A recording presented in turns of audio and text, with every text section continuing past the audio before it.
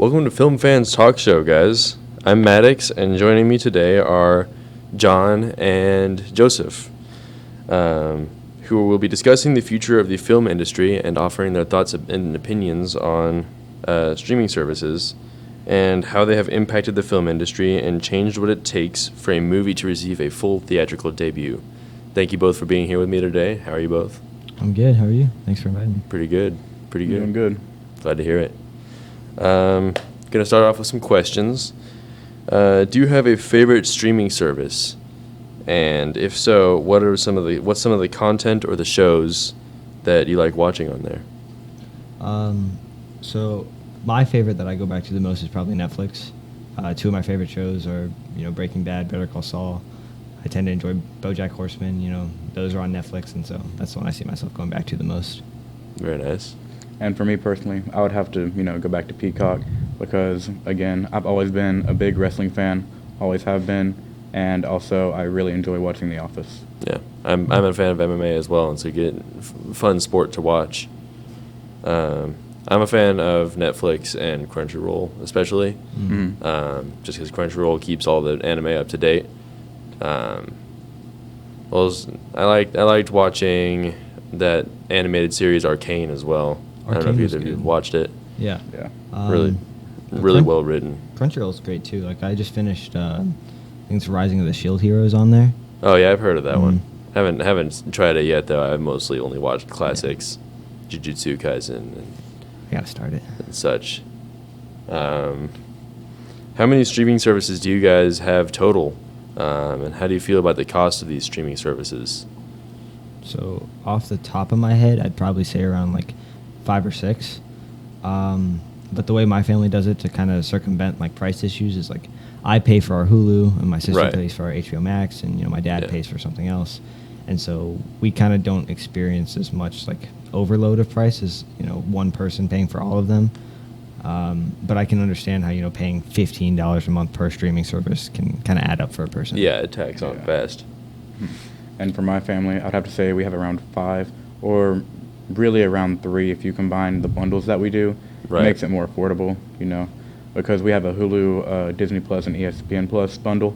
And if you did that separately, that'd probably be around like 30, 35 a month, but we're paying like 20, 25 a month for all 3.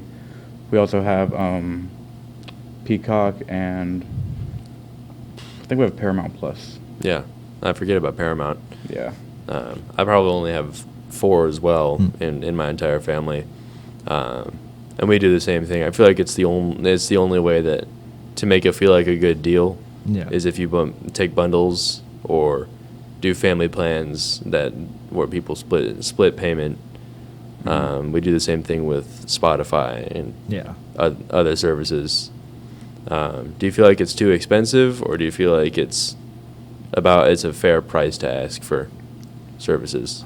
I think as of recently, they've started to trend upwards a lot more.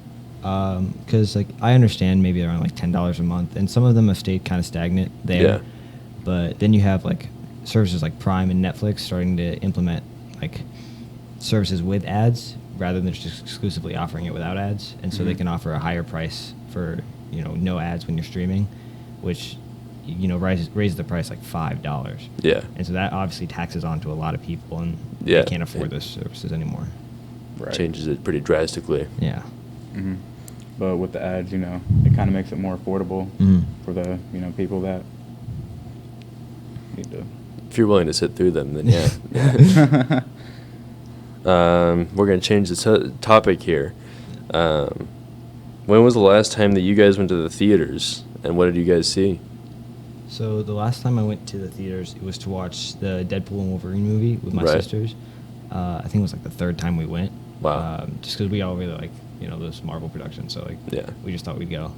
I have yet to see it. I'm a bit jealous. And I think the last time I went to go see the same movie, and I went with like a friend. It was around, I want to say July Gotcha. or August. So not too long ago. No. Yeah.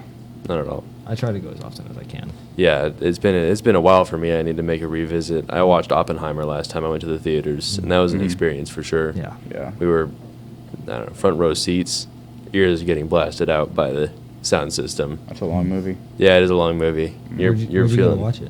Hmm? Where'd you go to watch it? Airsley Grant Cinema. Mm. It was a good experience. Yeah. Yeah. Do you think that streaming content is taking the limelight away from directors trying to make their mark? Or like theatrically releasing movies as a whole? As in, do you think it creates a struggle for them? I think it creates the new problem of learning how to like market to streaming services, Yeah. because a lot of big movies are exclusively being released straight to streaming. Like The Irishman is a Netflix movie that went straight to streaming. Yeah. A lot of big like DC projects like Blue Beetle went straight to HBO Max, and so you're not targeting your audience to the theaters, but you're targeting it straight to streaming. Yeah. And so I think that creates a problem for directors where this is a new challenge that we've never had to face before. And then it kind of has a problem for the parents as well, because you're kind of controlling the media your children can get to watch when they're going to a theater. Right. But, directors can now pitch their, like through social media and through like just the trailers that they're playing on streaming services, they can pitch it straight to kids so they can watch, more stuff without checking with supervision. For sure. Right. What do you think? Directors have to adapt to that change with streaming services, but they're still going to get credited with the movies that, they Yeah. direct. Yeah.